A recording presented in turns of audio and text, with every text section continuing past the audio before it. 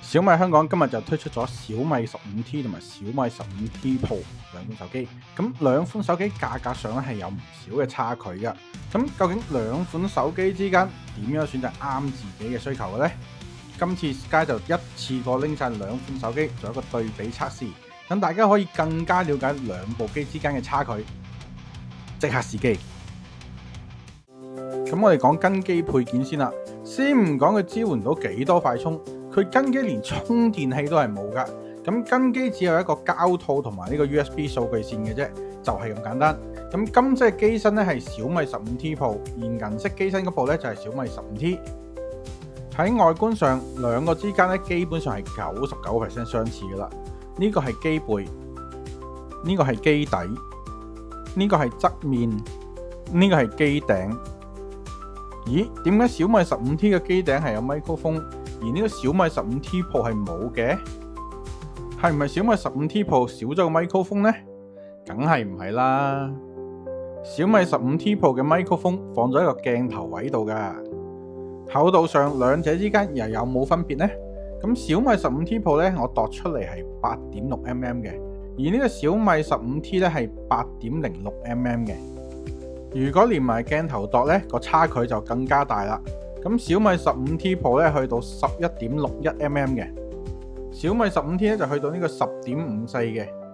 而闊度方面啦，小米 15T 咧就闊多少少，而且高度咧亦會高少少。點解呢？原因係可能小米 15T 嘅屏幕咧個邊框更闊多少少。Mon 方面，兩個都係6.83寸嘅 AMOLED Mon， 不過咧兩個嘅 Mon 咧係有一啲差距嘅。咁如果只係睇官方 spec 咧，差別就在於更新率同埋呢個調光技術嘅唔同。當然 DC 調光比 PWM 更加優秀一啲嘅。15T Pro 喺顯示設定入面咧係一個高級材質嘅可以開啟嘅，咁可以增加呢個畫面嘅質感。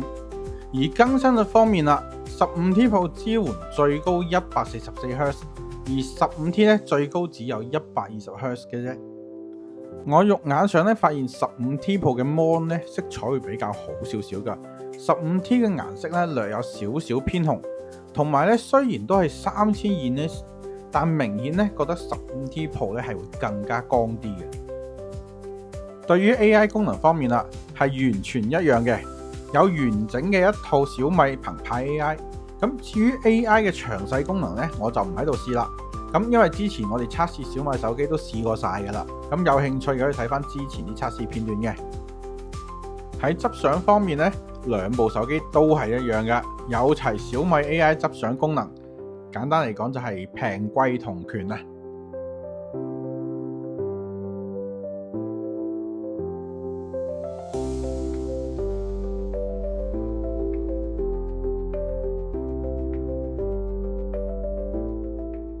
系統方面同樣係 HyperOS 嘅 2.0， 咁基於呢 Android 15嘅，咁同樣係12GB RAM， 而測試嘅機入邊呢，我哋 15T Pro 係一個 1TB 嘅版本，而 15T 咧就係一個512嘅版本。咁處理器方面啦，15T 用嘅天璣840 Ultra， 而呢個 15T Pro 咧用嘅天璣940 Plus， 性能上咧係有一個明顯嘅差距嘅。睇埋跑分啦，喺 AnTuTu 嘅 V10 嘅跑分入邊咧，15T 嘅分數係150萬分，而呢個 15T Pro 嘅咧就去到呢個250萬分嘅，兩者之間咧足足差咗100萬分咁多嘅。而 Geekbench 6入邊咧，佢哋嘅單核分數分別係1500分同埋呢個2600分，咁多核嘅分數嚟講咧，佢哋分別係6200分同埋8100分嘅。咁至於 3D Mark 啦。咁既然官方唔俾我跑，咁我就唔跑就係啦。嚟到電池同埋充電部分啦，兩款手機咧都係5500mAh 嘅電池。咁 15T 咧只係支援67W 嘅有線快充嘅啫，而呢個 15T Pro 咧就支援呢個90W 嘅有線快充同埋50W 嘅無線快充。不過都係要一提啊，支援幾多W快充都好，佢哋跟機係冇充電器嘅，要自己俾錢買啦。另外值得一提咧，就係 15T Pro 咧係支援無線反向充電嘅。咁至於續航方面啦，我慣用嘅 PC Mark 測試，咁同樣喺25% 光度嘅情況下 15T 嘅結果咧係14個鐘頭36分鐘，而呢個 15T Pro 咧係呢個18個鐘頭26分鐘。同樣嘅電池，兩者之間差咗4個鐘頭嘅續航，所以好明顯呢個天璣840 Ultra 咧真係唔慳電嘅。嚟到拍攝方面啦，佢哋嘅影像系統參數咧我就打晒出嚟噶啦，咁有需要嘅咧可以暫停睇一睇。而兩者之間最明顯嘅差距就係 15T 咧係冇潛望式嘅長焦鏡頭，而且長焦鏡仲要冇 OIS 光學防手震，咁呢一個差距咧將會影響得好深遠嘅。咁我哋即刻嚟一個拍攝對比測試先。同樣用1倍嚟影一張相，就咁睇好似分別唔係好大，其實一切都喺細節入面。15T 嘅細節咧明顯比 15T Pro 咧就少咗好多，樹葉位咧已經係好明顯噶啦，15T 幾乎已經係模糊晒。而小米為咗令 15T 睇落冇咁差，所以喺調色嗰陣咧，將呢個光度同飽和度咧都輕輕咁推高咗少少，有少少微晶，令你覺得佢冇咁劣色。我哋再做一個更加直接嘅對比，由1倍開始做。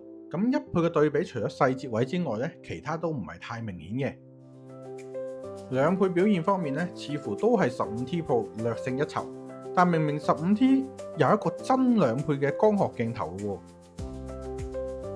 去到5倍啦，咁 15T 咧基本上已經係用緊數碼變焦噶啦，而正好相反 15T Pro 有一個5倍嘅光學鏡頭，清到無倫啊，根本冇得比。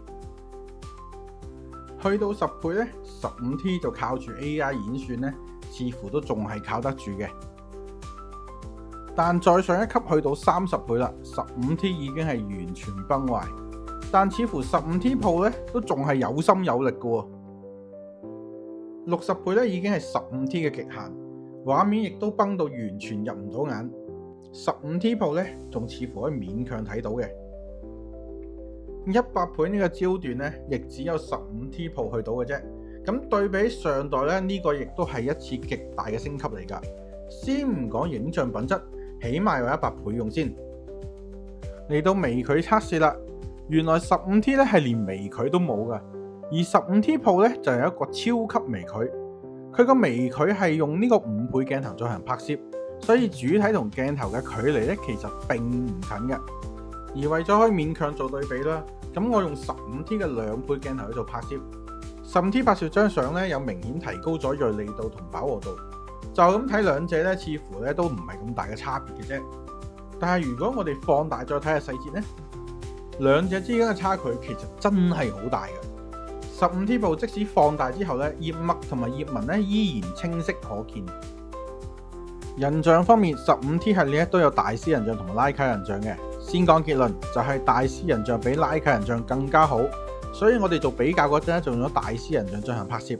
由相片嘅效果嚟睇啦，兩款機拍攝出嚟都好乾淨，即使我喺室內拍攝咧都好少 noise 㗎。咁喺同一個設定情況下咧，15T 嘅人物咧明顯比 15T Pro 更加白嘅。15T 咧亦都冇呢個5倍人像。另外就係 15T 系列嘅人像咧係有呢個頭髮邊緣演算模糊嘅問題嘅，應該係本身算法嘅問題，唔細睇還好，認真你就輸了啦。去到夜拍表現對比啦，兩者表現究竟又係點呢？就咁睇咧，好似又真係冇咩分別喎。咁當然，如果真係放大去睇細節咧，兩者之間依然差距明顯。15T 嘅模糊感係好明顯嘅，咁 15T Pro 咧個細節係保留得唔錯。要比較拍攝咧，的確對 15T 唔公平。兩者之間嘅價格上咧有明顯嘅差距。我哋轉睇日夜拍攝嘅其他相對比啦，其實日間拍攝嘅表現咧，兩者差距真係唔算太大。只要你唔去用長焦鏡頭咧，就冇問題噶啦。而夜拍方面啦，由於 15T 本身嘅飽和度會略高少少，所以其實喺某方面嚟講咧，其實更加啱我嘅口味嘅。只要唔放大、唔長焦，15T 嘅拍攝真係可以一用。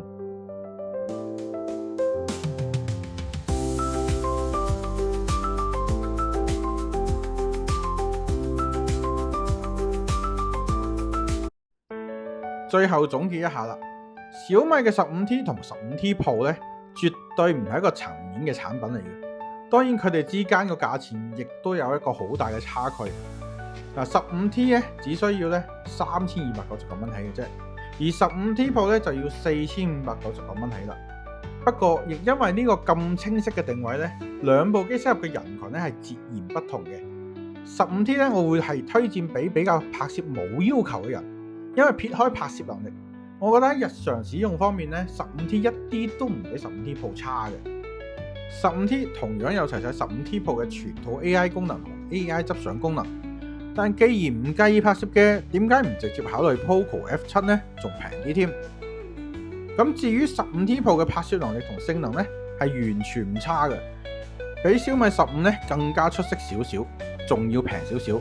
咁可以填補國際版冇咗小米15 Pro 嘅遺憾。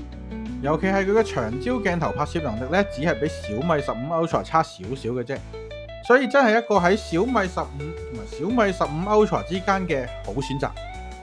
咁今次小米 15T 同埋小米 15T Pro 嘅 review 咧喺呢度已經完成㗎啦。